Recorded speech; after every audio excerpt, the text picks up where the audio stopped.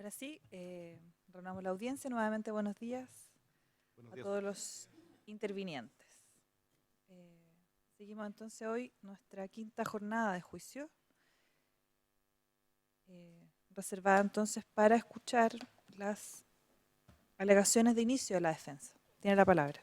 Gracias, su señoría. Antes de darle comienzo al alegato de apertura, quería informarle al tribunal, como lo hicimos ayer con la fiscal Tania Sánchez, que le comunicamos en la tarde que nuestro defendido va a prestar declaración. Eso por deferencia al tribunal. Su señoría, la verdad es que después de 12 horas de alegato los últimos 3 días, aunque esta defensa quisiera hacerse cargo de todo lo que se ha dicho, es francamente imposible. Y francamente imposible porque es tal el cúmulo, es tal por decirlo así, la cantidad de argumentaciones que se han formulado que es imposible. Vamos a tomar probablemente los aspectos más fundamentales o los que más relevancia nos parece que tienen. Y de esas 12 horas, su señoría, ¿cuánto habrá sido?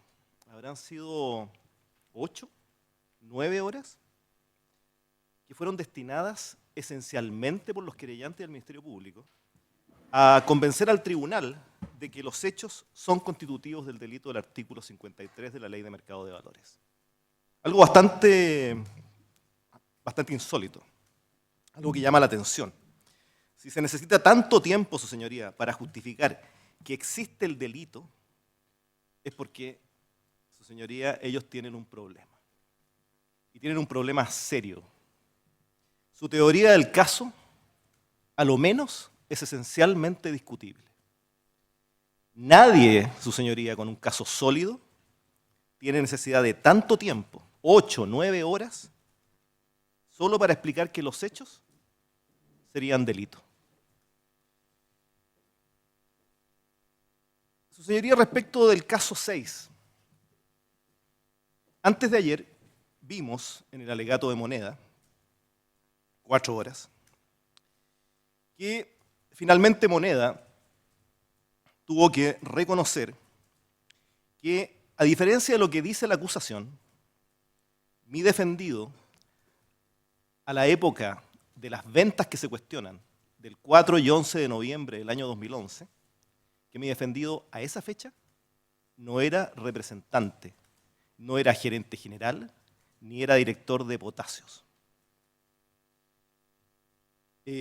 Entonces, frente a esa verdad, que ya la reconocen ellos mismos, sin que todavía entremos al juicio, no encontró nada mejor para seguir justificando la imputación que entrar en una serie de malabarismos procesales para reformular la imputación, ex post la acusación, y por fuera de la acusación, por el lado de la acusación, construyendo una sui generis teoría de la participación.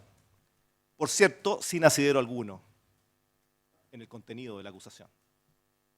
Y falta todavía, y eso lo demostraremos en el juicio, demostrar que la otra parte, porque Potasios no vende en el aire las acciones o no compra en el aire las acciones, se las compra a otra sociedad. Vamos a demostrar en el juicio, su señoría, que esa otra sociedad tampoco mi representado era ni gerente general, ni director, ni tenía poderes. Su señoría, escuchamos en estos 3 días distintas teorías para sostener que los hechos se enmarcan en alguno de los 2 tipos penales del artículo 53. Valga señalar que antes de ayer nos anticiparon que se nos iba a demostrar de manera irredarguible que el artículo 53 era un solo tipo penal. La verdad es que concluyeron los alegatos de apertura y nadie ha dicho eso. Y es claro, su señoría, es cosa de leerlo, sin todavía recurrir a la dogmática, la única dogmática que hay en nuestro país, que se trata de 2 tipos penales. Y nuestra acusación, la acusación que da motivo a este juicio, nunca distingue cuál es la conducta. Nunca distingue si está imputando por inciso primero o inciso segundo. Pero, su señoría, todas estas tesis, todas estas argumentaciones para sostener que el artículo 53 es un tipo penal absolutamente amplio, la verdad es que son erradas. De nuestro lado, su señoría, del lado de la defensa, está la ley y está la doctrina. Su señoría,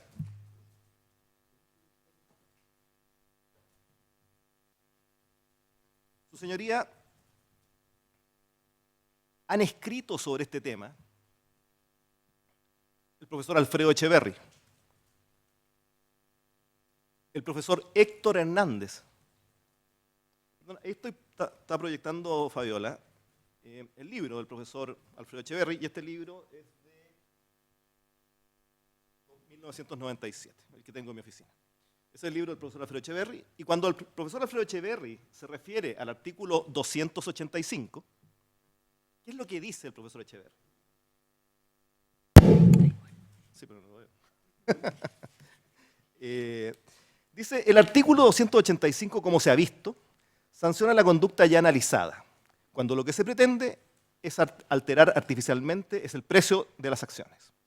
Cuando se trata de estas y de otros valores de cotización pública, de la ley 18.045 sobre mercado de valores, su señoría, que es la ley que nos convoca, en sus artículos 52 y 53, prohíbe efectuar transacciones en valores con el objeto de estabilizar, fijar o hacer variar artificialmente los precios y efectuar cotizaciones o transacciones ficticias respecto de cualquier valor, ya sea que las transacciones se lleven a cabo en el mercado de valores o a través de negociaciones privadas. Y añade que ninguna transacciones y añade que ninguna persona podrá efectuar transacciones o inducir o intentar inducir a la compra o venta de valores regidos o no por esta ley. Su señoría, para el profesor Echeverri, la figura del 52-53 es equivalente a la del artículo 285. Y en consecuencia, para él lo sancionado es buscar la alteración de precios. En esa misma línea, su señoría, está el profesor Londoño. Ya nos vamos a referir más extensamente a él. Y en esa misma línea, su señoría, está el profesor Héctor Hernández. El profesor Héctor Hernández, en un artículo publicado a mediados del año pasado.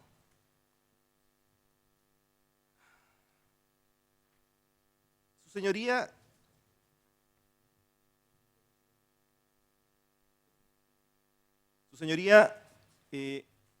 es la misma posición dogmática. Exactamente la misma, con profesores de Derecho Penal de 3 generaciones. Uno que hoy día debe tener unos 85 años, otro que está por sobre los 50 y otro que está por sobre los 40. Y los 3, su señoría, han escrito sobre el tema, han puesto en letras de molde su posición y no tienen ningún interés en este caso. Es más, el profesor Echeverri es socio de la oficina de uno de los abogados querellantes. Aprovecho de aclarar que ayer se mencionó, probablemente por error, que nuestra parte había encargado un informe en derecho al profesor Londoño. Eso no es así, su señoría. Nuestra parte no ha encargado ningún informe en derecho al profesor Londoño. Efectivamente, hay un informe en derecho en la carpeta de investigación, pero lo encargó otra parte y por otros hechos que son los hechos que le afectan a ella, digamos. Ya nosotros no hemos pedido ningún informe en derecho al profesor Londoño. Lo último que quiero decir, antes de pasar al alegato propiamente tal, es que su señoría, antes de ayer y el lunes, que se sostuvo reiterativamente el concepto de las transacciones ficticias, el concepto de la simulación. Y la verdad, su señoría, en este escritorio está sentado solamente Donaldo Mota, nadie más. Y su señoría, para bailar tango se necesitan 2. No tiene ninguna lógica toda esta construcción de las operaciones ficticias, de la simulación, si se imputa a una sola persona. ¿Dónde está el otro? ¿Dónde está el otro sujeto con el cual se gestó la ficción? Eso no se sostiene de una lógica muy simple. Bien, su señoría, voy a pasar al alegato propiamente tal, que para claridad de su señoría, lo vamos a dividir en tres partes. Una primera parte que me va a corresponder a mí, en la cual pretendo tratar con más profundidad algunos puntos que se sostuvieron por la parte del Ministerio Público y de los querellantes. Una segunda parte que va a tratar mi colega Marcelo Sanfeliu, que se va a referir en concreto a nuestra teoría del caso respecto de los casos puntuales que están en la acusación. Y una última parte, por eso cuando yo termine no se alegren tanto, porque en la última parte quiero volver a tratar aspectos jurídicos. Bien, uno de los temas que se trataron en el alegato del Ministerio Público fue la tipicidad. Como ya dije, llamó la atención la cantidad de tiempo que cada uno de los intervinientes destinó al tema del derecho, al tema de desentrañar en qué consiste el tipo penal del artículo 53. A tal punto se llegó, su señoría, que se elevó a este juicio a la categoría de aquel que debiera definir la suerte de ese tipo penal. El Ministerio Público, haciendo pie en una particular interpretación que denominó modernista, apuntó a que el tipo penal debía ser interpretado en su tenor literal. Pero luego, ese tenor literal era de una amplitud, su señoría, no menor. Textualmente se señaló que se trata de una prohibición general que tiene por objeto evitar cualquier tipo de instrumentalización del sistema. ¿Y todo ello por qué?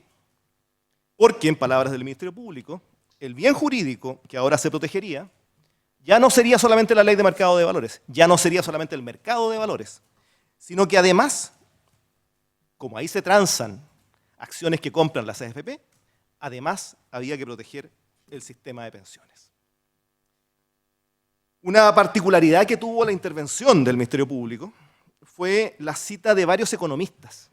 Ustedes se recordarán que se citaron a varios economistas para argumentar que la determinación del precio en el mercado de valores no era eficiente. Y como no era eficiente, estar solamente preocupados de proteger el precio no era razonable y por ende había que protegerlo todo. Y para ello citó autores como Kahneman y Toller. Yo traje el libro de Richard Thaler, Portarse mal. Richard Thaler, su señoría, dice aquí en el libro, es un reconocido economista especializado en el campo de las finanzas conductuales. Es profesor de Economía y Ciencias del Comportamiento en la Escuela de Negocios de la Universidad de Chicago. Daniel Kahneman, que es un libro muy bueno, por cierto, Pensar rápido, pensar despacio, pero Daniel Kahneman ocupa la cátedra Eugene Higgins de Psicología en la Universidad de Princeton y es profesor de Asuntos Públicos en la Escuela Woodrow Wilson de Asuntos Públicos e Internacionales. Su señoría, ninguno de ellos es penalista. Ninguno. Y probablemente no tienen ni la valoración ni el conocimiento de un penalista. Hay un viejo proverbio o aforismo jurídico que señala que cuando a uno no le acompañan los hechos, hay que aferrarse al derecho. El Ministerio Público, su señoría, en este juicio ha ido más lejos. Y uno podría ahora decir que si a uno no le acompaña el derecho, se puede aferrar a la economía y a la psicología. Nosotros, su señoría, no creemos que este sea el camino para definir el tipo penal. Nosotros nos aferramos al principio de la legalidad o reserva. No juzgar por modelos económicos o doctrinas económicas pasajeras. Estamos hablando de tipos penales muy anteriores, de la década de los 80, muy anteriores a la existencia siquiera de la llamada economía del comportamiento, a la cual se ha aferrado el Ministerio Público para interpretar el artículo 53 de la Ley de Mercado de Valores.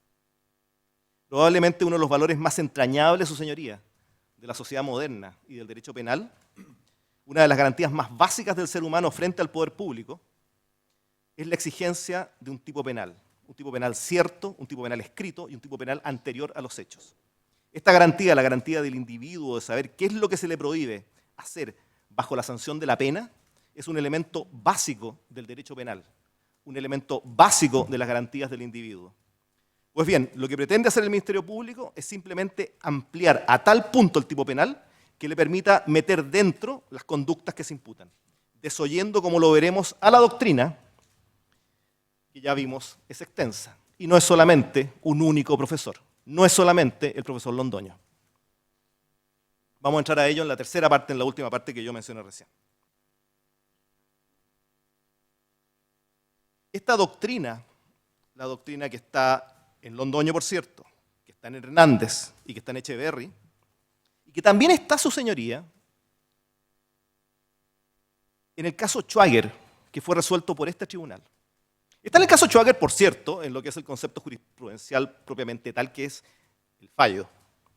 Pero también está en el caso Schwager, cuando en el caso Schwager, en la sentencia del caso Schwager, seguida en este mismo tribunal, se refiere cuáles fueron los alegatos de apertura del Ministerio Público, de este mismo Ministerio Público, de la Fiscalía Centro Norte. Y esos alegatos de apertura de la Fiscalía Centro Norte, en el caso Schwager, ¿qué es lo que sostienen? Sostienen lo mismo, que el riesgo desaprobado jurídicamente es haber buscado alterar artificialmente los precios de un valor. A ello me voy a referir con más detalle más adelante. Su señoría, el caso 5.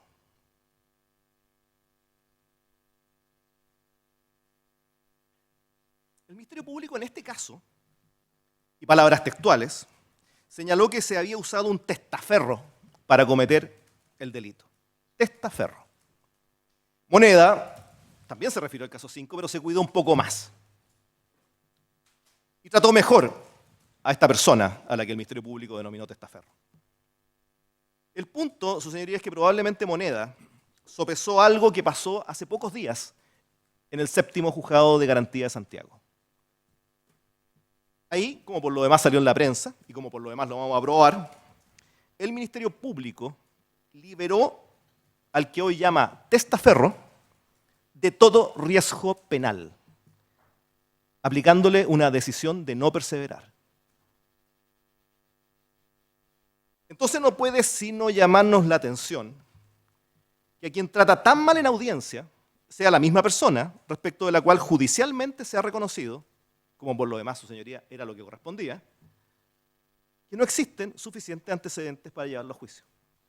Y lo segundo es que, su señoría, si respecto de la persona que representaba al INSOR en el caso 5, de la persona que representaba a la sociedad que le compró las acciones a Pampa Calichera y que le vendió las acciones a Oro Blanco, si respecto de esa persona el Ministerio Público aplicó la decisión de no perseverar, ¿qué hace mi defendido aquí? Eso no tiene lógica. Su señoría, en el caso 4 ocurre algo similar. ¿Cuál es la corredora que realiza las operaciones del caso 4? La Raín Vial. ¿Qué ha hecho el Ministerio Público con los ejecutivos de la Raín Vial? En la misma audiencia a la que me referí recién, hace pocos días. También le aplicó una decisión de no perseverar, que era lo que correspondía, por cierto. ¿Y por qué? Su señoría, porque al final del día, las operaciones no configuran un delito penal. Nadie se demora 8 horas en explicar por qué algo es delito. El caso 6.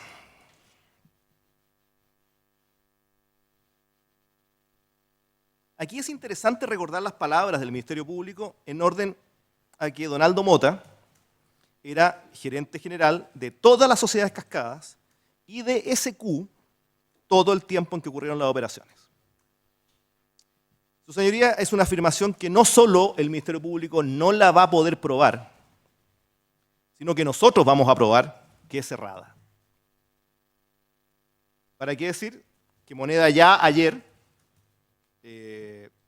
reconoció que Aldo Mota, a lo menos de Potasios, no era representante.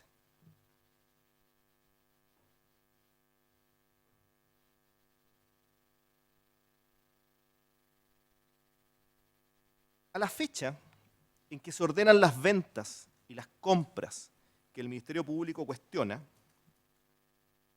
por parte de Potasios y de SQ, en palabras textuales de la acusación, al concluir el año 2011. Se está refiriendo a noviembre del 2011, principio de noviembre del 2011. Aldo Mota, su señoría, no era ni gerente general, ni director, ni representante de ninguna de estas dos sociedades. Y lo vamos a probar. De tal manera que él no podría haber cometido este delito. Decía yo recién que Moneda desarrolla una serie de malabarismos procesales para tratar de justificar, ahora que no tienen a un gerente general o a un director actuando. Algo parecido hace ayer el querellante Lobos. Viendo el problema que se les presenta de una acusación que se basa en un hecho que no es correcto, que no es verdadero, nos argumenta con una escena que a mí me recordó el asesinato de César, de Julio César, por Marco Bruto, en los idus de marzo. Cuando varios senadores apuñalan a Julio César. Porque ayer nos hablaron de que una persona que moría con 10 puñaladas, si un sujeto había propinado 5, igual era responsable. La verdad es que ese ejemplo, que es muy bueno, es muy interesante,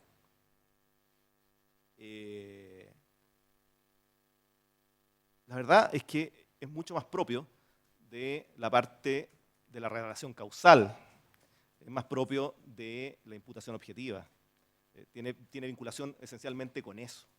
Si el sujeto que dio la primera puñalada es o no es tan responsable como aquel que dio la última, que fue la mortal. Ahí tiene sentido esa explicación. Pero no en este caso. No en este caso, y menos en la forma en que está redactada la acusación. Que la acusación, su señoría, es la carta magna de este proceso, de este juicio. ¿Qué dice? Dice, pagaron un sobreprecio por la reincorporación de las acciones Calichera A. Ahí centra el Ministerio Público el desvalor de acción. Y ese pagaron un sobreprecio por la reincorporación de las acciones de Calichera A, ni Donaldo Mota era gerente general de quien pagó el precio, ni Donaldo Mota era gerente general o director de quien recibió el precio. Su señoría, este tema de la participación de mi representado, principalmente en el caso 6, es un problema en la acusación. Llega a tal punto que en este mismo caso 6 se afirma, textualmente, el 19 de octubre del 2011, en sesión extraordinaria de directorio de Potasio S.A., integrado por el acusado Aldo Mota Camp, tomó la decisión de solicitar un crédito de aproximadamente 450 millones de dólares, parte del cual se destinaría a la adquisición de un paquete de acciones de la sociedad Pampa Calichera. O sea, Donaldo Mota participa en un directorio de Potasios el 19 de octubre del 2011 para pedir un crédito por 450 millones de dólares. Su señoría, Donaldo Mota Camp, y lo vamos a aprobar, no estaba en esa sesión de directorio. Donaldo Mota Camp no era director de Potasios en esa fecha.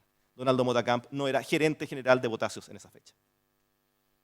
Esta afirmación de la acusación es errada.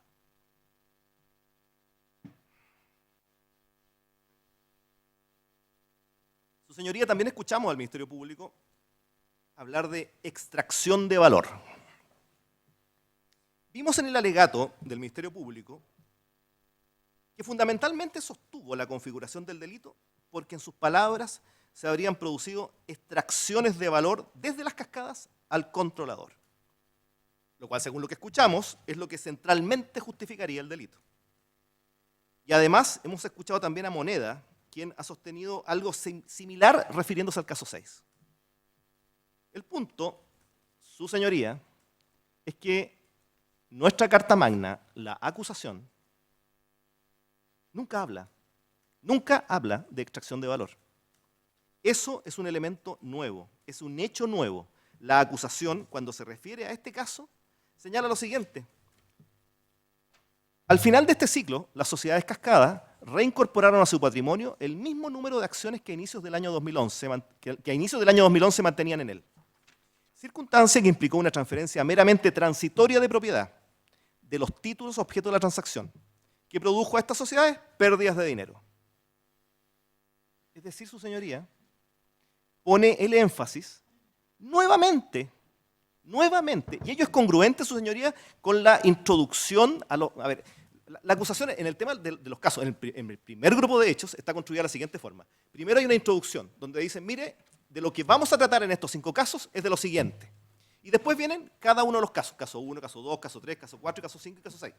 Bueno, aquí la acusación es absolutamente congruente con la introducción de todos los casos y con la tesis del Ministerio Público. Esto es, que hubo una transferencia transitoria de propiedad, la tesis de la ficción, que no hubo ánimo de vender ni ánimo de comprar, y es congruente con la tesis de que lo otro que habría ocurrido es que se le produjo una pérdida a las sociedades cascadas. Pero en ninguna parte, su señoría, en ninguna parte se habla de extracción de valor.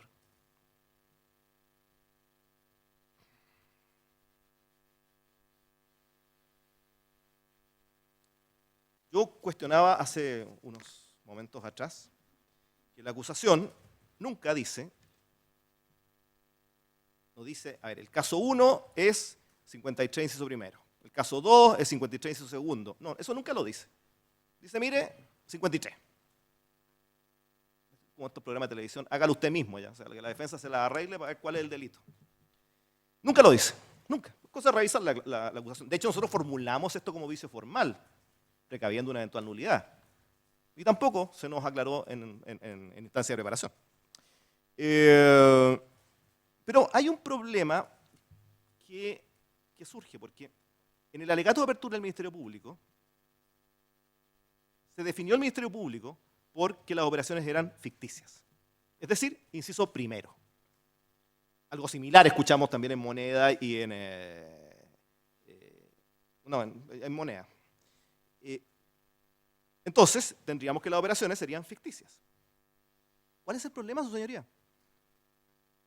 Sabemos todos aquí que la música de fondo, por llamarlo de alguna forma, es la resolución 223 de la Superintendencia de Valores y Seguros. Este caso surge y nace a partir de aquella investigación de la Superintendencia de Valores y Seguros, donde se sanciona a diversas personas, no solo a Donaldo Mota, ya me voy a referir a eso, pero la Superintendencia de Valores y Seguros, el órgano técnico dedicado a estos temas, sanciona por otra cosa.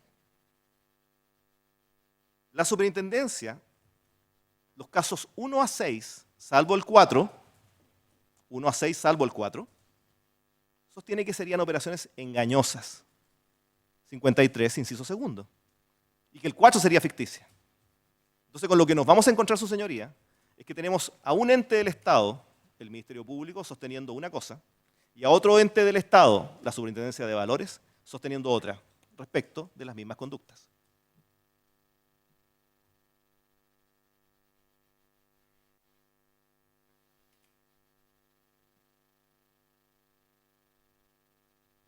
Hábitat.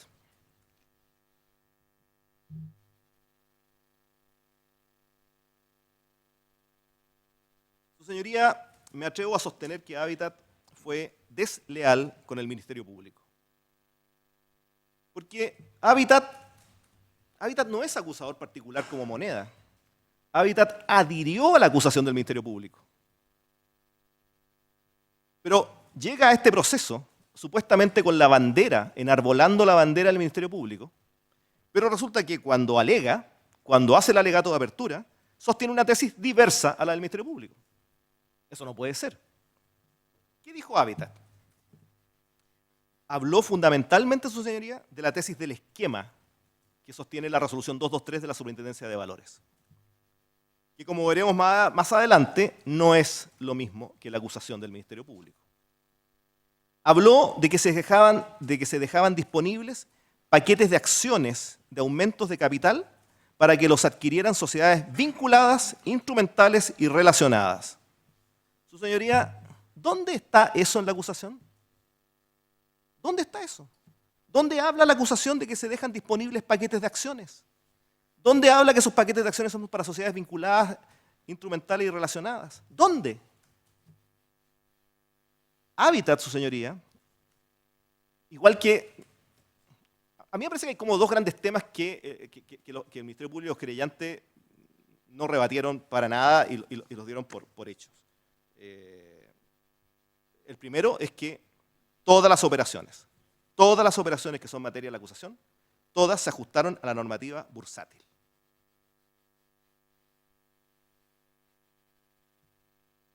Pero Hábitat sostuvo que se habían ajustado a la normativa bursátil, igual que todos los demás, pero sostuvo que fueron estructuradas de manera de dar curso al esquema planteado. De nuevo, su señoría, ¿en qué parte de la acusación se habla de un esquema? ¿Dónde?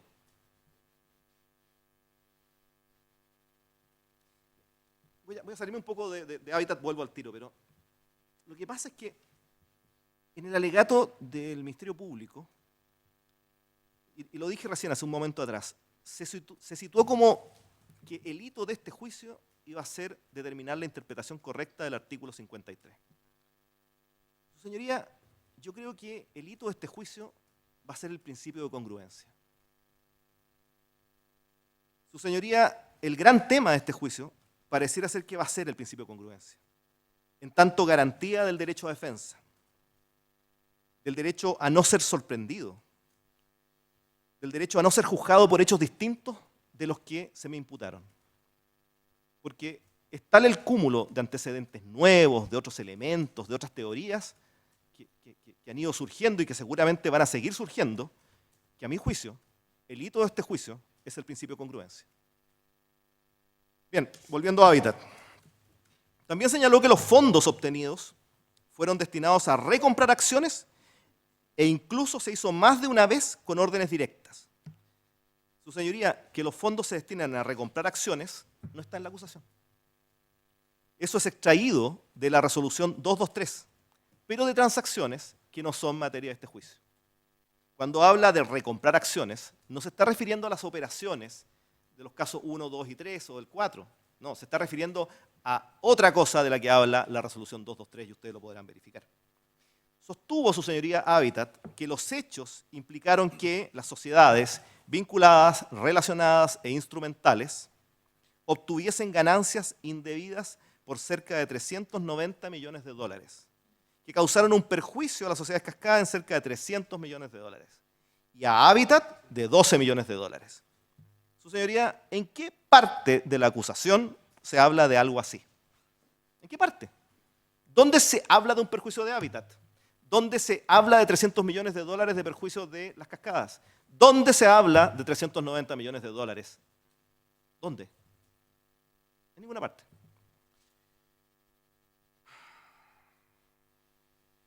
Finalmente, su señoría Hábitat señaló, textual, ningún acto de magia de la defensa podrá desmerecer estos hechos que se han investigado. En eso tiene razón Hábitat. Esta defensa no pretende hacer magia, su señoría. Pretende que se aplique el derecho y en base a ello se absuelva a mi defendido. Moneda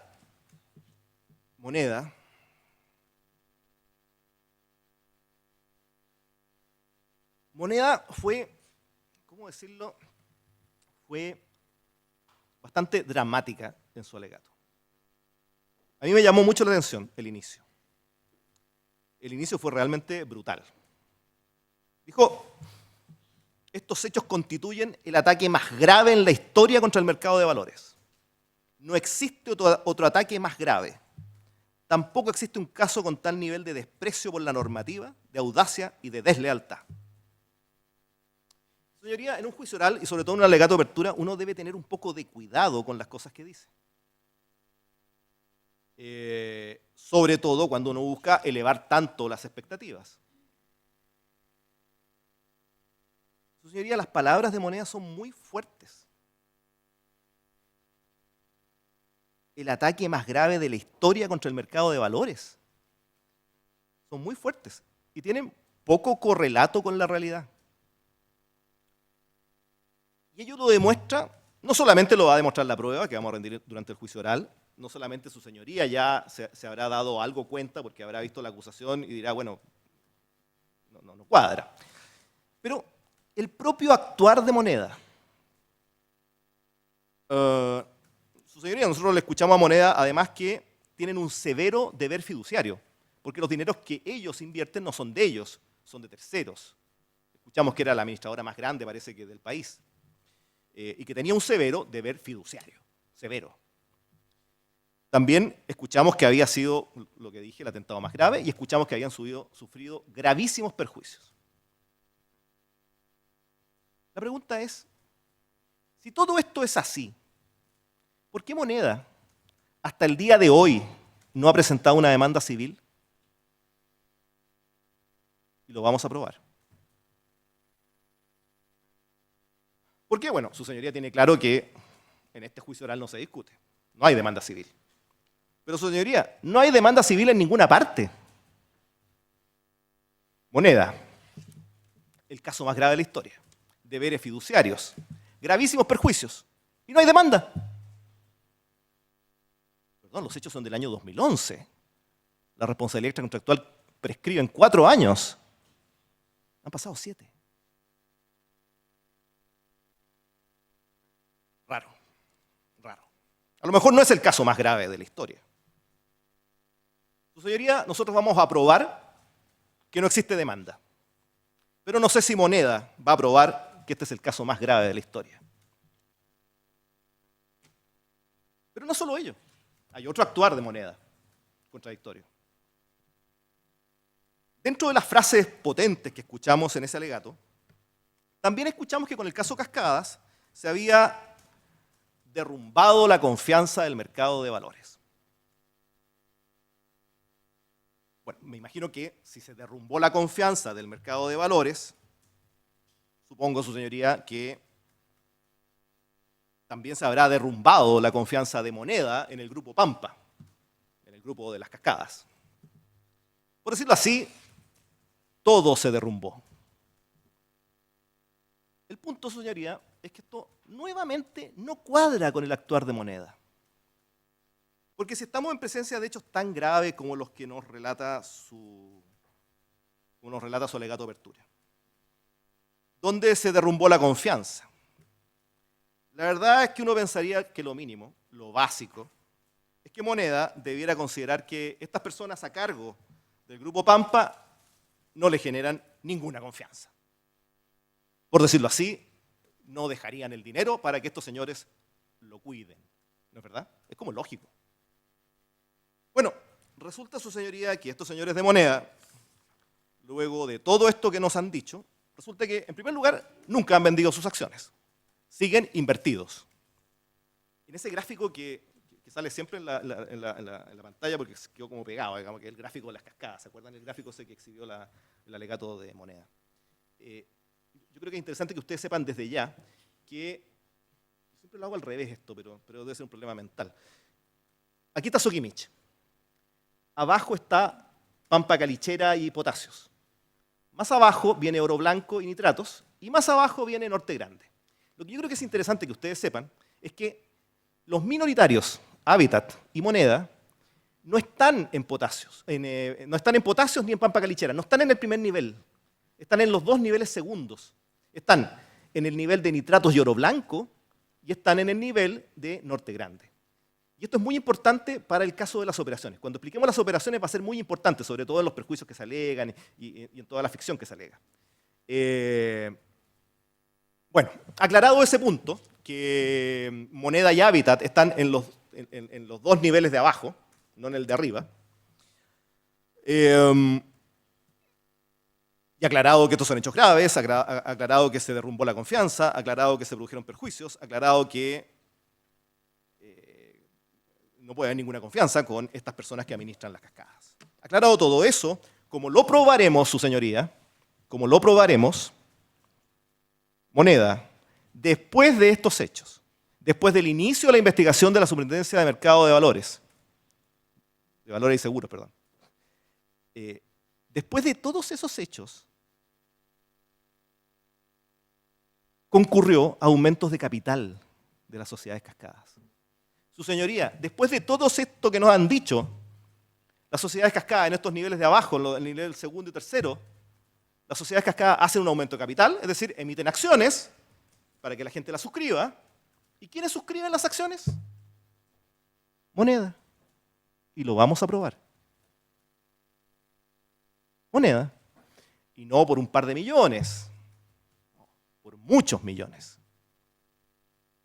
Es decir, su señoría no demanda civilmente, suscribe el aumento de capital, mantiene sus acciones. Los actos de Moneda, su señoría, no tienen ninguna congruencia, ningún correlato con las imputaciones severas que se formularon el día de antes de ayer.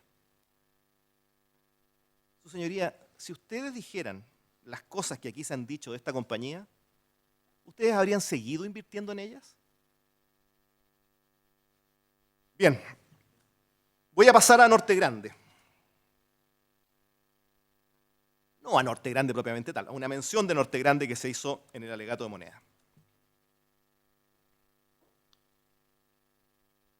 Es interesante destacar cómo convenientemente Moneda se preocupó de omitir cierta información para construir su particular relato del caso 6.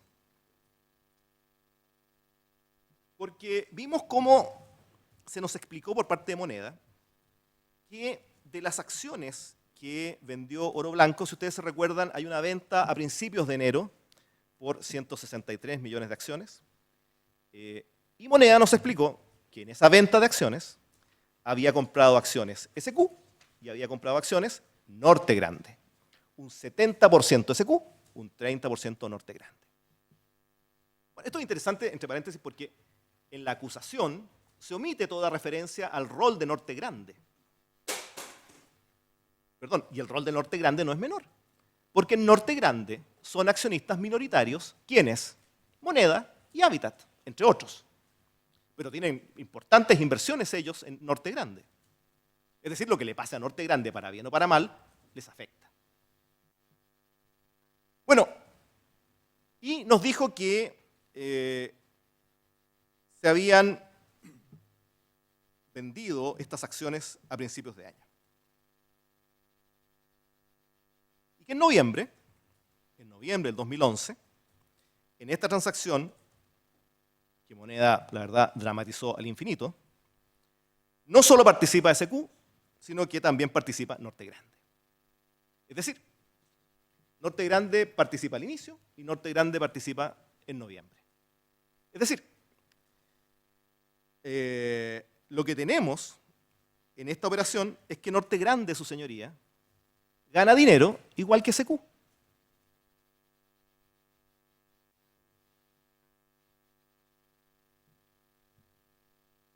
Pero se omite, en el relato muy detallado de Moneda, se omite resaltar que Norte Grande es una sociedad de la cascada.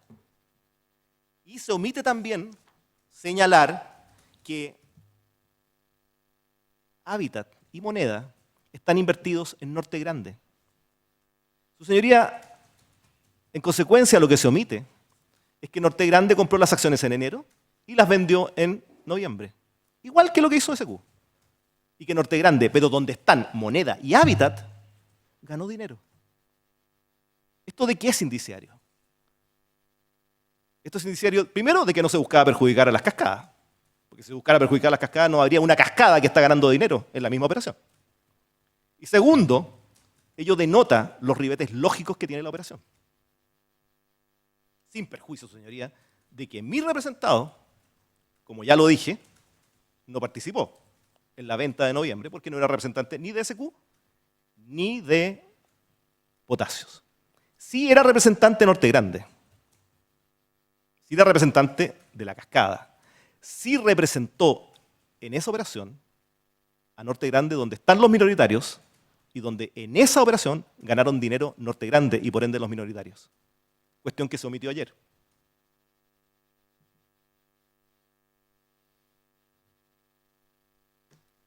Su señoría, el principio de congruencia. Yo me anticipé un poco a esto, me dejé llevar por la improvisación. Su señoría, en un proceso penal, el Ministerio Público se encuentra obligado a probar los hechos consignados en el libelo acusatorio. Lo que el Ministerio Público debe probar es lo que está en la acusación. Y probado que estos hechos sean, su señoría debe aplicar el marco normativo, que en materia criminal no significa otra cosa que enmarcar tales supuestos fácticos, los probados, en un determinado tipo penal. Entonces, su señoría, lo central del proceso es que la prueba permita probar el núcleo fáctico contenido en la acusación. ella fija los hechos que deben ser probados, conforme al artículo 341. La sentencia no puede exceder el contenido de la acusación. En consecuencia, no se puede condenar por hechos o circunstancias no contenidos en ella. Sin perjuicio de lo que voy a señalar más adelante respecto de los lindes de este caso, resulta que en los alegatos de apertura nos hemos encontrado con numerosos hechos que exceden el marco fáctico de la acusación. Por cierto, algo ya de eso hemos visto. Pero en el caso de Moneda, eso resulta más patente todavía. El esquema. Al igual que Habitat, Moneda recurrió profusamente a la tesis del esquema de la Superintendencia de Valores y Seguros. Y su señoría, la acusación de autos, como lo voy a ver con más detalle más adelante, es diversa al esquema que investigó la Superintendencia de Valores y Seguros. Y es diversa de los hechos contenidos en ella. Estos hechos, los hechos de la acusación, son solo una fracción de todos los hechos que contiene la investigación, la formulación de cargos y la sanción de la Superintendencia de Valores y Seguros. Su señoría, en el caso de las transacciones del caso 5, el caso 5 es al que yo me refería recién al tema del testaferro, su señoría, Moneda agrega al caso 5, en su alegato, una serie de elementos de imputación que no están en la acusación. Señala ahí, en el caso 5, como parte del caso 5, la creación de potasios, lo mismo que el préstamo a Oro Blanco por $300 millones, y además señala que esto genera una cuenta por cobrar de $281 millones. Y ello, su señoría, porque aquí no hay que equivocarse, uno puede confundirse, si bien esos hechos, potasios, el préstamo y la cuenta por cobrar, están mencionados en la acusación, pero están mencionados con referencia al caso 6, no al caso 5. Con lo cual, Moneda lo que está tratando de hacer es alterar los hechos a su conveniencia, agregando hechos nuevos al caso 5. Con lo cual, su señoría sorprende a esta defensa.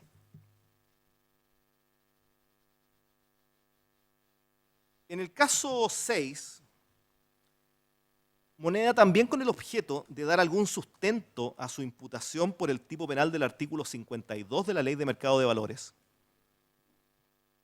Esto, señoría, es un punto bien curioso de este caso, porque efectivamente Moneda presentó acusación particular, pero la acusación particular de Moneda terminó siendo, después de nuestras objeciones de vicios de forma, terminó siendo textualmente idéntica a la acusación del Ministerio Público. Y resulta que con esa acusación del Ministerio Público imputa el delito del artículo 53 y el delito del artículo 59 letra A. Pero Moneda, con la misma acusación, con los mismos ingredientes, ¿qué construye? Construye el delito del artículo 52 y construye el delito de uso de información privilegiada. A nuestro juicio, con el único objeto de elevar la pena por la vía del concurso medial. Pero la verdad es que no tiene ninguna lógica que yo con los mismos hechos construya delitos distintos. Eso necesariamente tiene un conflicto fáctico severo. No son los mismos ingredientes. Bueno, pero vamos al caso 6. En algo que no está formulado así en la acusación, me estoy refiriendo al principio de congruencia, sostiene que se habrían hecho una serie de pequeñas transacciones con el objetivo de elevar el precio de la acción. Esa formulación, su señoría, en la acusación no existe. En la acusación en ninguna parte se dice que se hayan hecho una serie de pequeñas transacciones para elevar el precio de la acción. Eso no está en la acusación. Y si no está en la acusación, nosotros no podemos defendernos de ella. Y si no está en la acusación, no corresponde que sea considerado. Perdón, la acusación lo que sostiene, al contrario, es que estas compras tenían el objetivo de acumular acciones de Pampa Calichera. Por lo demás, pero esto no es motivo de la acusación, tampoco debía ser motivo de prueba. La verdad es que si uno mira, en un gráfico las acciones de Pampa Calichera y las acciones de Sokimich en esa época, uno ve cómo van juntas. ¿Ya? Y efectivamente cuando llegan al punto superior, después también bajan juntas.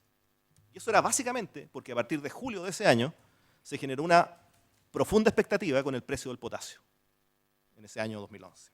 Pero eso es otra cosa. Bien, otro punto de congruencia. Luego, Moneda incorpora todo un capítulo, su señoría, todo un capítulo del que no existe una coma en la acusación. Señala que la forma en que se pagó el precio de la venta de acciones, vamos a esta transacción, el caso 6, cuando Potasios le vende a SQ, donde, mi defendido ya lo he dicho varias veces, pero no era gerente de ninguna.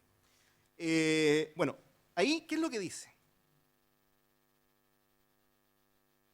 Dice que se habría pagado ese precio mediante el prepago que SQ le hace de un crédito a Potasios y mediante un préstamo que el mismo día 9 de noviembre le hace SQ a Potasios.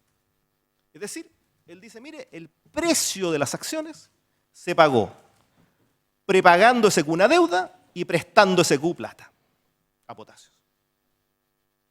Su señoría, ¿dónde está eso en el libelo acusatorio? ¿Dónde? En ninguna parte. En ninguna parte. No está ni el prepago, no está ni el préstamo, ni menos está otra cosa que menciona Moneda, porque no se queda ahí, sino que además menciona, como parte del delito, las condiciones de liquidación de la operación. Que una habría sido pago normal y la otra habría sido pago mañana. ¿Eso está en la acusación? Tampoco. No está el prepago, no está el crédito y no están las condiciones de liquidación. Eso no puede ser materia de juzgamiento, porque no está en la acusación. Pero es peor aún, su señoría. Y su señoría, desde ya hacemos presente que nos opondremos a todas las preguntas que pretendan consumar este atentado al derecho a defensa.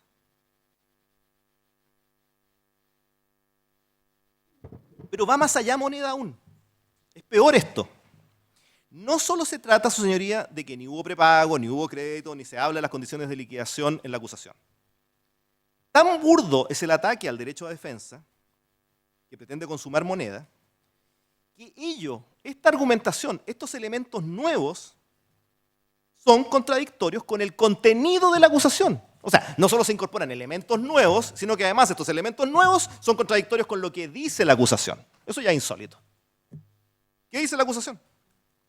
Primero habla, en el segundo evento del primer ciclo de este caso 6, habla de que en el... Esto ya me referí, porque aquí es cuando habla de Aldo Mota en el directorio de Potasios que aprueba el crédito, que yo dije que Aldo Mota no era ni director, ni gerente, ni nada de Potasios en esa época, no estaba en la sesión de directorio, de hecho. Y más adelante la acusación agrega, el día 7 de noviembre se lleva a cabo el remate ya descrito, adjudicándoselo Potasios de Chile S.A., pagando el mismo precio de inscripción. Esto es 1.065 pesos por acción. A ver, nosotros como defensa lo que hicimos fue vincular una cosa con la otra porque están en el mismo caso 6. Y lo dice que parte de ese crédito se había destinado a pagar el precio de la compraventa. Es decir, la acusación dice que se pagó con el préstamo y Moneda ahora nos dice que se pagó con un prepago y con un préstamo, pero de SQ.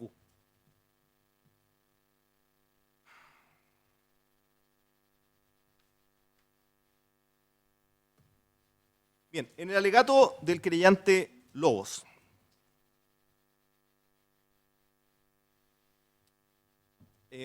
también encontramos elementos que afectan el principio de congruencia, pero antes de ello quisiera entrar en algo que se señaló ayer y que es un error.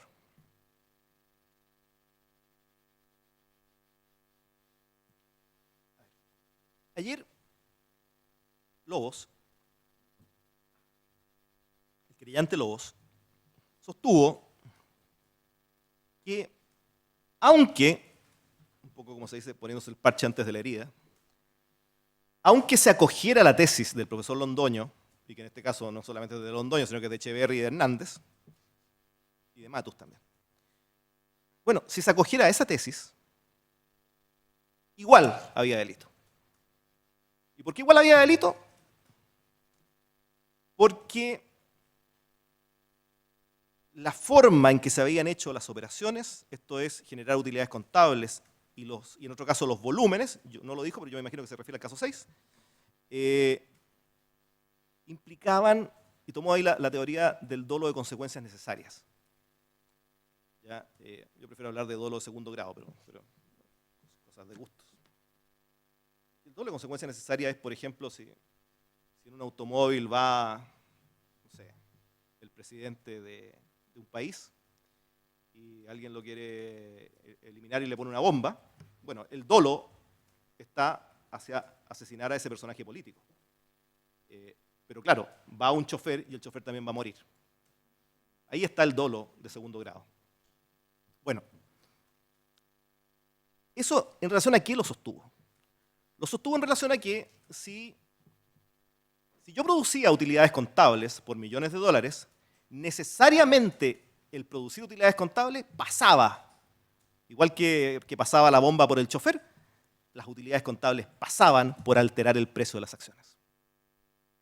¿Y por qué pasaban? Yo me imagino que es porque aumentaban el valor de la compañía, me imagino que esa será la tesis. Y eso es un profundo error.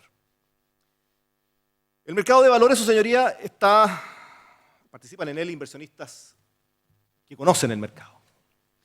Y esos inversionistas que conocen el mercado, ¿cómo valoran una compañía? No la valoran por las utilidades contables. No. La valoran por algo que yo he aprendido en estos meses, que se llama el valor neto de la compañía. ¿Y qué es lo que es el valor neto de la compañía? Algo muy simple, su señoría. Es el valor de sus activos menos el valor de sus pasivos. En el caso de estas sociedades cascadas, Pampa Calichera fundamentalmente, ¿su activo cuál es? Fundamentalmente acciones Sokimich. ¿Y su pasivo cuál es? Los créditos, las deudas que tenga y otras cosas, pero los pasivos. Bueno, pero ¿cómo valora el inversionista a Pampa Calichera? La valora por las acciones que tiene y ve cuánto valen esas acciones de Sokimich en el mercado. Si tiene 10 acciones y valen $1, la sociedad valdrá 10 pesos. Si tiene 5 pesos de deuda, le resto los 5 pesos y la sociedad vale 5 pesos. No depende la valoración de las acciones, señoría, de las utilidades contables. En este caso, el chofer estaba tomándose un pisco sour en el bar. La bomba no mataba al chofer. Su señoría, las utilidades contables no producen impacto en el precio. No son una conducta que tenga ese efecto colateral, por decirlo así.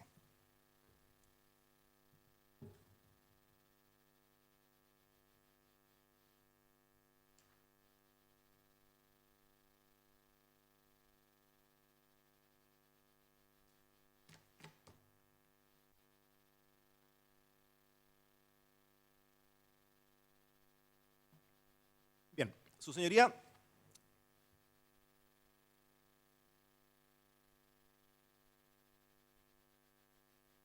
con todo esto, uno puede vislumbrar que el objetivo de los acusadores durante el juicio, más que probar aquello de lo que acusan a mi defendido, que está en la acusación, va a ser entrar a temas que no son parte de la acusación, pero que, como hemos visto en la apertura, ellos quieren que sean juzgados por su señoría. ¿Y ello por qué? Muy simple. Este caso que investigó la Superintendencia de Valores, conocido como caso Cascadas, que de hecho este proceso penal surge de una denuncia a la Superintendencia de Valores y Seguros. El punto cuál es, que esa investigación de la Superintendencia de Valores y Seguros y este caso que les trajeron a ustedes a estrados no son la misma cosa. Como el Ministerio Público no pudo probar con estándar penal la tesis de la Superintendencia de Valores y Seguros, pero necesitaba acusar a alguien de algo, lo ha hecho contra Donaldo Mota. Pero aquí, y su señoría ya lo ha visto, en el texto de la acusación no se imputa ni un esquema, ni se imputa al grupo de sujetos que sancionó la Superintendencia de Valores, ni se imputa la cantidad de transacciones que en ese caso se investigaron.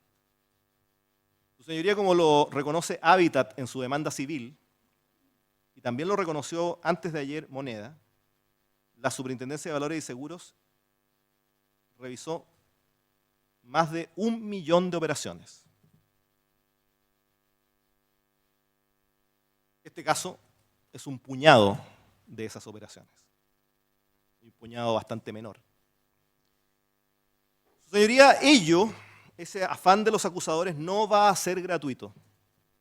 Y no va a ser gratuito porque va a llevar a que su señoría, cuando conozca la prueba, se encuentre con que las sanciones de la Superintendencia de Valores y Seguros se refieren a muchas otras personas, que se refieren a muchas otras transacciones. Y lo más importante, se basan en una tesis muy diversa a la de la acusación. La tesis del esquema y de la funcionalidad al esquema. Cuando su señoría escucha a los testigos, va a surgir una disociación entre lo que se escucha y la acusación. Van a escuchar hablar de otras transacciones, que no son las que están en la acusación. Van a escuchar que les pregunten y que hablen de otras personas, no de mi defendido. Van a relatar perjuicios, pero de otras operaciones, no de las que están en la acusación. Con los peritos va a pasar lo mismo. Van a venir a explicar qué es lo que se les encargó y qué es lo que hicieron.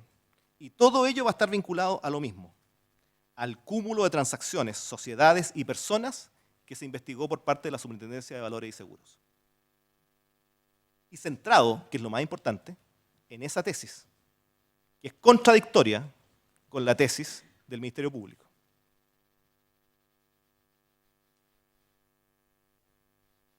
¿Qué es el caso Cascadas? El caso Cascadas de la Superintendencia de Valores y Seguros.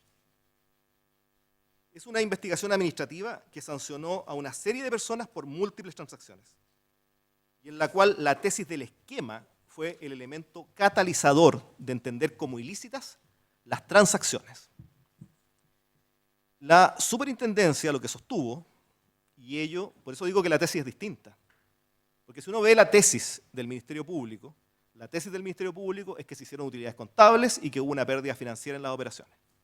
La tesis de la Superintendencia de Valores es distinta. Es que las transacciones, en la medida que fueran funcionales o instrumentales a un supuesto esquema, serían prohibidas por la Ley de Mercado de Valores. La Superintendencia señaló, cuestión que vamos a aprobar, pero ya han reconocido en cierta forma el Ministerio Público y los querellantes, que todas y cada una de las operaciones habían sido realizadas con estricto apego a la normativa del mercado de valores.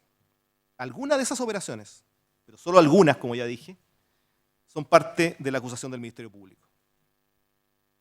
Es decir, lo que dijo la superintendencia es que las transacciones individualmente consideradas, que es como las ha presentado el Ministerio Público por lo demás, no merecían reproche, pero que mirado el cuadro como un todo, se configuraría, en la medida que las transacciones fueran instrumentales al esquema, una infracción administrativa. En resumen, su señoría, el caso Cascada, más allá de si la tesis del Ministerio Público es correcta o no, y eso se está discutiendo en los tribunales civiles, pero el caso Cascadas es distinto al caso que el Ministerio Público ha traído al estrado. Lo que ha traído el Ministerio Público son solo un puñado de transacciones, no todas, con una tesis distinta a la de la Superintendencia de Valores y Seguros, diametralmente opuesta, y con un solo supuesto culpable.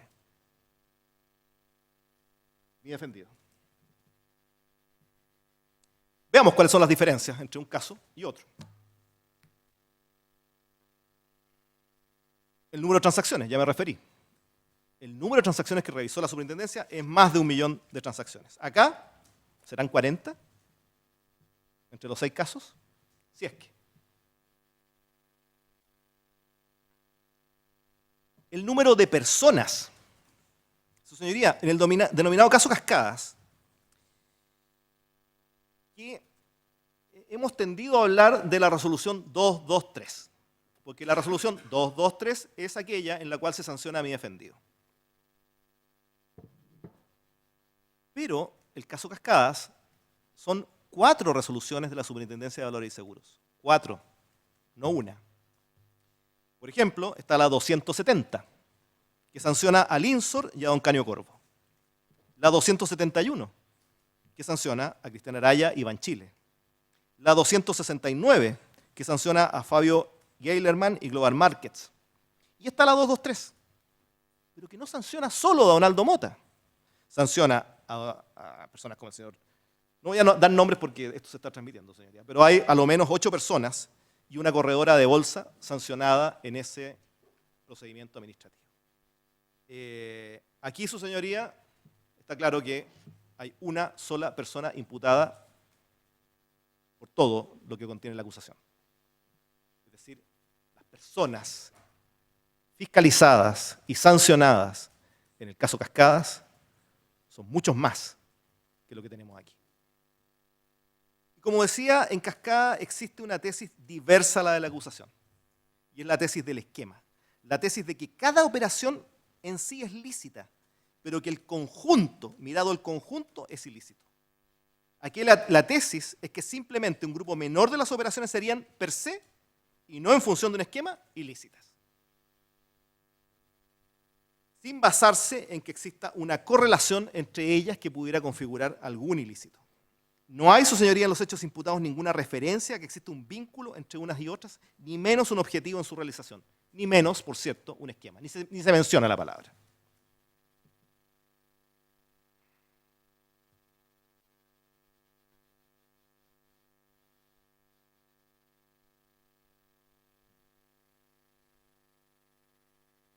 El objetivo que ve en las transacciones la Superintendencia de Valores y Seguros y que configuraría la realización del riesgo jurídicamente desaprobado es distinto.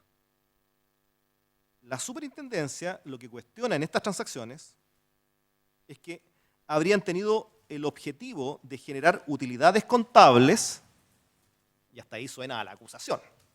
Aquí vamos bien. ¿Pero qué le agrega la Superintendencia? El objetivo de generar utilidades contables que le permitieran repartir efectivo a oro blanco en forma de dividendos, para de esa forma ser funcionales al esquema. ¿Dónde está eso en la acusación? No. La acusación es otra cosa. La acusación es, usted produjo utilidades contables y además en la operación perdió plata. Y eso no es lo que sostiene la Superintendencia de Valores y Seguros.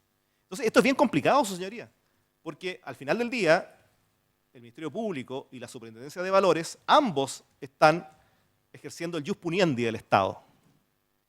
Y resulta que los dos entes que ejercen el ius puniendi del Estado lo ejercen con tesis distintas. No es que sancionen hechos distintos, no. Respecto del mismo hecho, sostienen tesis distintas.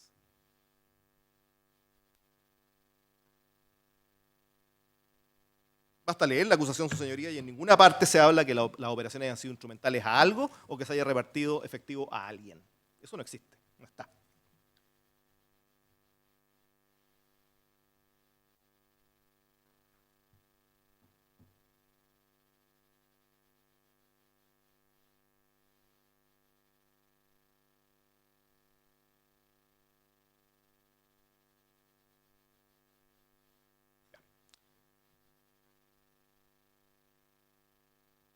Me tomo un segundo, señoría, porque me duele un poco la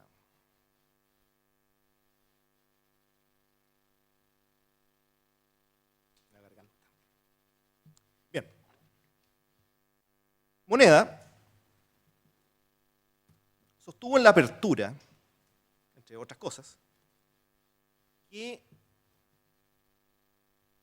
con la utilidad contable se pagó el dividendo y que ello era para financiar a oro blanco. Es decir, la tesis del esquema, o parte de la tesis del esquema. El punto es que, su señoría, ¿dónde la acusación sostiene ello? Sobre dividendos, su señoría, lo único que dice la acusación es, en el caso 1, señala, lo anterior permitió a Pampa Calichera repartir los dividendos que correspondían a estas utilidades aparentes. y permitió a las otras sociedades participantes obtener ganancias como consecuencia de la diferencia de precio.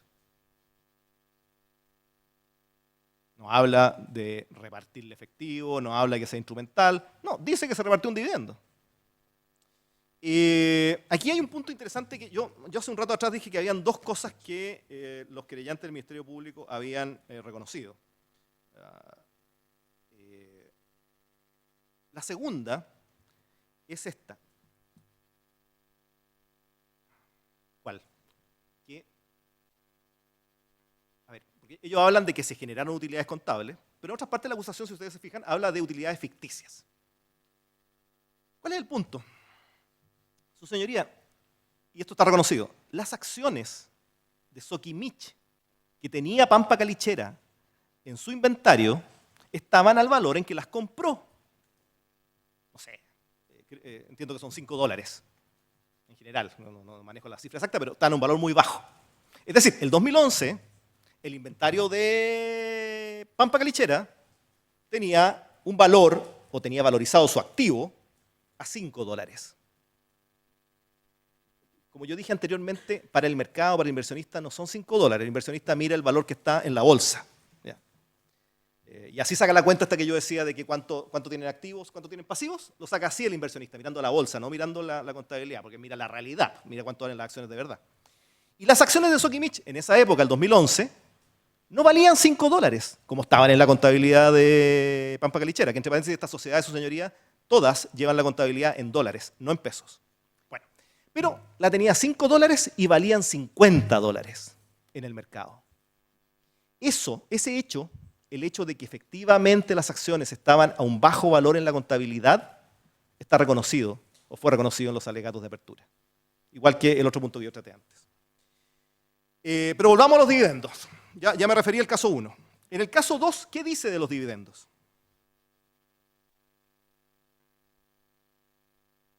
Sin embargo, no la voy a leer completa, pero ustedes la conocen. Sin embargo, al haber tenido previamente Pampa Calichera acciones contabilizadas a un menor precio, aquí también se está reconociendo, pudo aparentarse una utilidad contable ficticia de alrededor de $12 millones americanos, que permitió repartir dividendos a sus accionistas. ¿Cuál es el ilícito? El ilícito es el que está al principio en el caso, y es el que está en la introducción de los casos. El ilícito, según el Ministerio Público, es haber generado utilidades contables, y el ilícito es que en esas operaciones haya perdido plata la sociedad. Pero no estas millonarias pérdidas que dicen que sufrieron.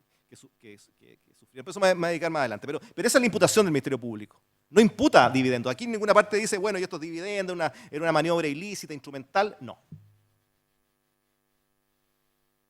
En lo que aquí interesa a su señoría, esos hechos son aquellos por los cuales se ha traído a este estrado a ser juzgado a Donaldo Mota Camp, y no otros, no haber financiado nada con esos dividendos como ahora se pretende. La acusación, su señoría, ni siquiera menciona para dónde habrían ido los dividendos. La verdad es que los dividendos tienen algo interesante, y lo interesante que tienen es que ese dividendo ¿a quién va? A Oro Blanco.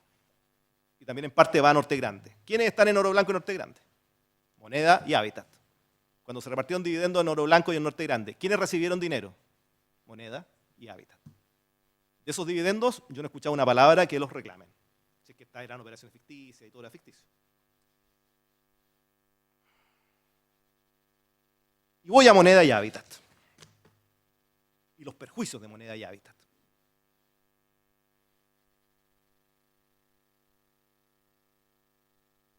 Lo primero, y por eso entronco con el principio de congruencia, sin perjuicio que me meterá al fondo de estos supuestos perjuicios.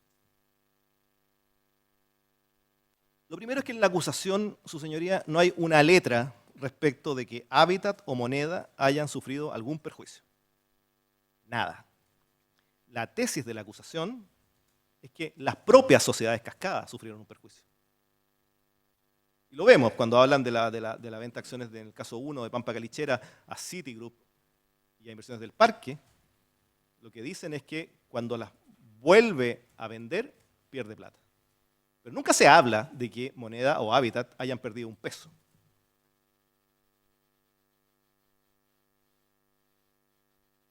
en el número 3 del caso 1, la acusación señala estas operaciones ficticias y engañosas. ¿Ve su señoría que esa es la técnica que usan? Los dos tipos penales. Estas operaciones ficticias y engañosas, como si fueran lo mismo. Y no son lo mismo. Tuvieron dos efectos principales. La producción de un perjuicio efectivo, pérdida financiera para Pampa Calichera. ¿Perjuicio de quién? De Pampa Calichera. Nunca se habla de Moneda o de Hábitat como perjudicados. Pero,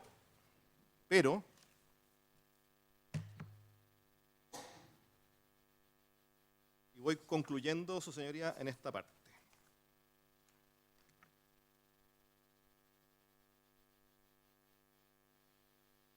No solo estos supuestos perjuicios no son parte de la acusación,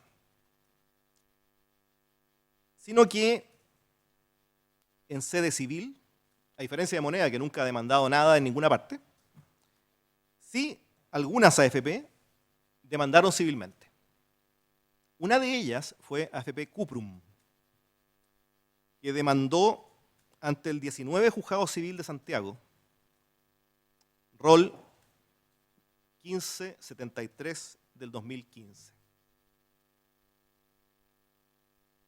Por razones de buena administración del tribunal, se encontraba como ministro en visita extraordinaria el ministro Juan Cristóbal Mera. Y fue el ministro don Juan Cristóbal Mera, muchísimo señor, quien dictó la sentencia.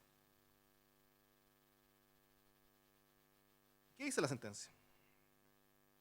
Dice, lo cierto es que en la lata demanda de Cuprum, y esto lo dice el fallo, no hay referencia concreta a un daño que pueda ser declarado en este fallo. Pues por más reserva que se haga, siempre es menester que se acredite la existencia de perjuicios. Y la ley solo posibilita el discutir su naturaleza y monto en otra oportunidad. Discusión que únicamente es procedente si previamente en el fallo se ha dicho por el tribunal que hay perjuicios. Y sobre el daño, en la demanda, luego de citar varios autores que se refieren al tema, se dice expresamente que consiste en la desvalorización patrimonial de las sociedades cascadas, pues esta, comillas, importa la pérdida de valor económico de las mismas y directamente afecta y afectará del mismo modo a las inversiones en acciones emitidas por las mismas sociedades. Situación que igualmente compromete la adecuada rentabilidad y seguridad de las mismas conforme lo preceptúa el artículo 147 del Decreto Ley 3500. Bien, aquí el ministro Mera, ilustrísimo señor, nos relata el fundamento de la demanda. ¿Y qué concluye el tribunal? Comillas. Lo cierto, sin embargo, es que no existe daño alguno para Cuprum. No puede haberlo, pues la pérdida patrimonial es un perjuicio que solo puede afectar a las propias sociedades cascadas, no a un accionista minoritario cuyo único perjuicio debería reflejarse en el valor bursátil de sus acciones. Las que, como se dirá, no solo no bajaron de precio, sino que subieron.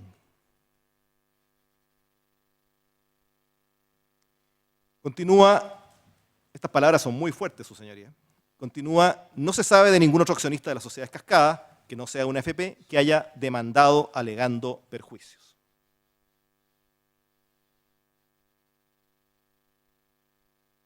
Es muy interesante cómo el tribunal señala que no hay perjuicio. Entonces, cuando yo recién relataba que Moneda no solo no demandó, que Moneda no solo no ha vendido sus acciones, igual que Hábitat tampoco las ha vendido, sino que además Moneda va al aumento de capital, es por algo. Es por algo. Hábitat también demandó.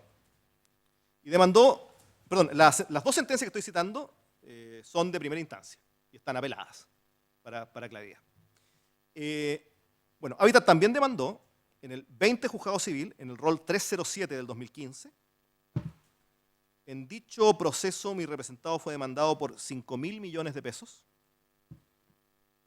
¿Y qué dice la sentencia de primer grado?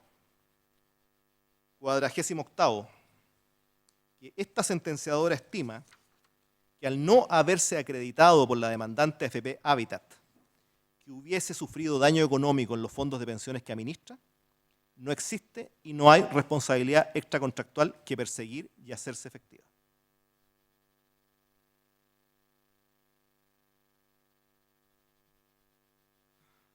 Pero aún más, su señoría. El caso 4.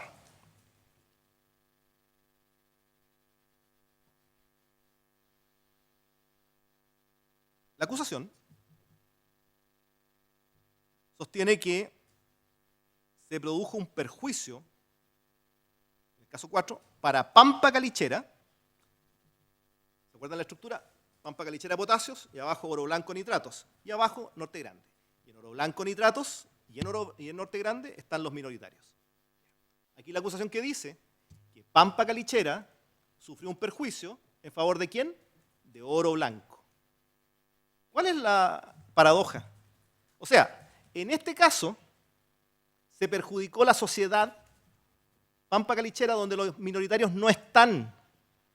¿Y cuál se favoreció? Oro Blanco. ¿Dónde quiénes están? Los minoritarios. O sea, ahí la acusación no tiene ninguna lógica.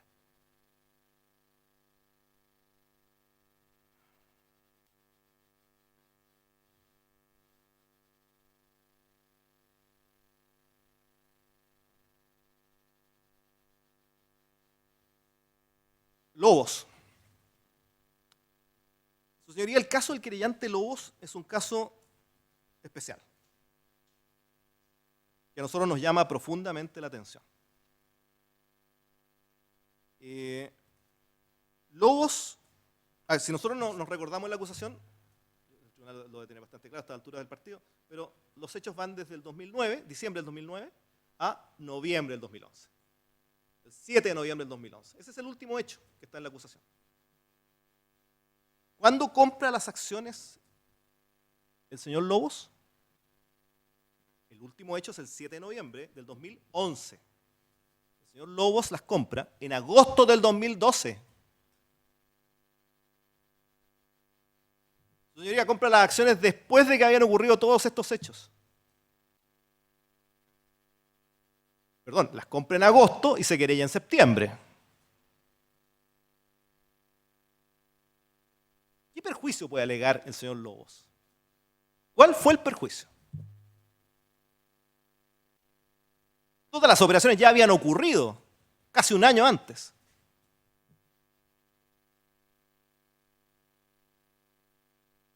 Pero más aún, su señoría, la inversión del señor Lobos, porque no estamos hablando aquí de los miles de millones que invierte en Hábitat o Hábitat. No, ¿qué dije? No, Moneda o Hábitat. Su señoría, el señor Lobos gasta 2 millones de pesos, si es que 2 millones de pesos, 1,5 millones de pesos. Compra 1,5 millones de pesos en acciones en agosto del 2012, varios meses después del último hecho que es materia de la acusación, y se querella a los 30 días. Bien. El desagrado de seguir escuchándome, su señoría, va a ser después, porque aquí termino yo y va a alegar mi colega Marcelo Sanfeliu sobre los casos en concreto. Sí.